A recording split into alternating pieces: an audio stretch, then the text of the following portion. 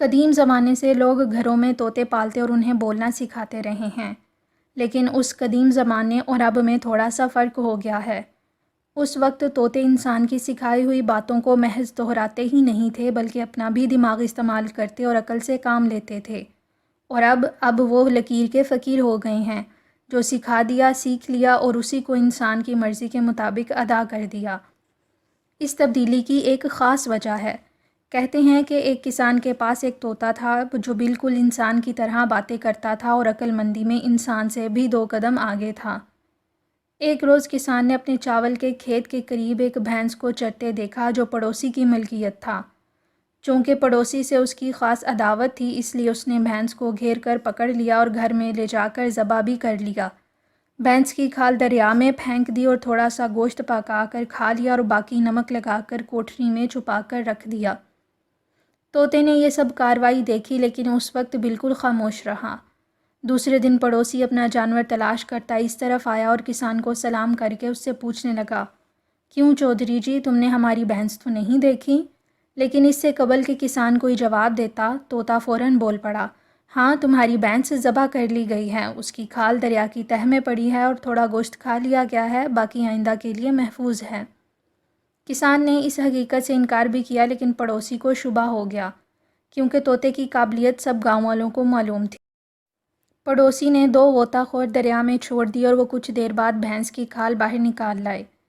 تلاشی لینے پر کسان کی کوٹری میں سے گوشت بھی برآمد ہو گیا۔ ہر چند وہ یہی کہتا رہا کہ یہ گوشت ایک اور جانور کا ہے، لیکن طوطا اسے برابر جھٹلائے گیا۔ اس نے بار بار یہی کہا کہ بھینس ذبح کی گئی اور اس کی کھال دریا میں پھینک دی گئی، کچھ گوشت کھا لیا اور باقی نمک لگا کر کوٹری میں رکھ دیا گیا۔ بھینس والے نے فوراً عدالت میں مقدمہ دائر کر دیا اور اپنے گواہوں کی فہرست میں طوطے کا نام بھی لکھ دیا۔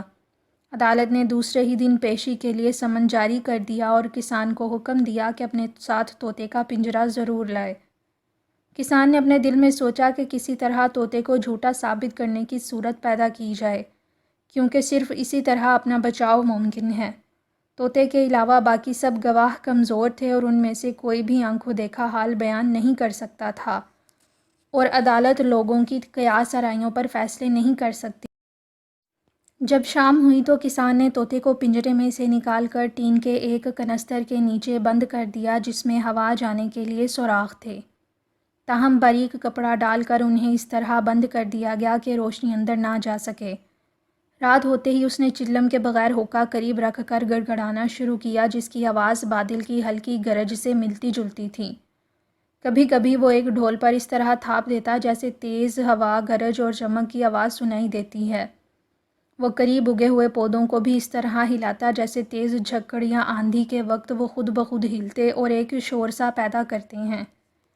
اس کے علاوہ وہ ٹین کے ایک فوارے میں پانی بھر کر کنستر کے قریب مسلسل ڈالتا رہا جس کی آواز بارش ہونے کا یقین دلاتی تھی۔ وہ کئی گھنٹے تک یہی کارروائی کرتا رہا، لیکن طوطے کو صبح تک کنستر کے نیچے سے نہیں نکالا اور اسی میں بند رکھا، کیونکہ باہر دراصل بارش، بادل یا بجلی کا نام و نشان تک نہیں تھا۔ اس کے برعکس چاندنی رات تھی اور بڑی سہانی ہوا چل رہی تھی، ہر طرف سکون کا عالم تھا۔ عدالت میں پیشی کے وقت کسان گیا اور طوطے کا پنجرہ ساتھ لے گیا۔ مقدمے کی کارروائی شروع ہوئی تو پڑوسی نے جس کی بھینس کھوئی تھی جج سے کہا کہ کسان نے میری بھینس ذبح کر کے اس کی کھال دریا میں پھینک دی، کچھ گوشت کھا لیا اور باقی نمک لگا کر آئندہ کے لیے کوٹری میں رکھ دیا۔ یہ سب باتیں طوطے نے بیان کی ہیں، آپ اس کی گواہی لے سکتے ہیں۔ جج نے طوطے سے دریافت کیا تو اس نے تمام قصہ دہرایا اور تصدیق کی کہ نمک لگا ہوا جو گوشت کوٹری میں سے نکلا ہے وہ اسی بھینس کا ہے۔ طوطے کے علاوہ کوئی اور گواہ ایسا نہیں تھا جس کا بیان کافی سمجھا جاتا، کیونکہ کسی بھی شخص نے کسان کو بھینس گھیر کر اپنے گھر لے جاتے، ذبح کرتے، اس کی کھال کو دریا میں پھینکتے اور گوشت کو نمک لگا کر کوٹری میں چھپاتے نہیں دیکھا تھا۔ کسان اس الزام سے برابر انکار کرتا رہا۔ اس نے یہ بھی زور دیا کہ آخر میں انسان ہوں، میرے مقابلے میں ایک جانور کی بات کو کیوں زیادہ صحیح مانا جا رہا ہے؟ عدالت کو میرے الفاظ پر یقین کر لینا چاہیے۔ جج نے کہا کہ طوطا بہت ہوشیار اور سمجھدار ہے اور اس کی ہر بات یقین کے لائق ہے۔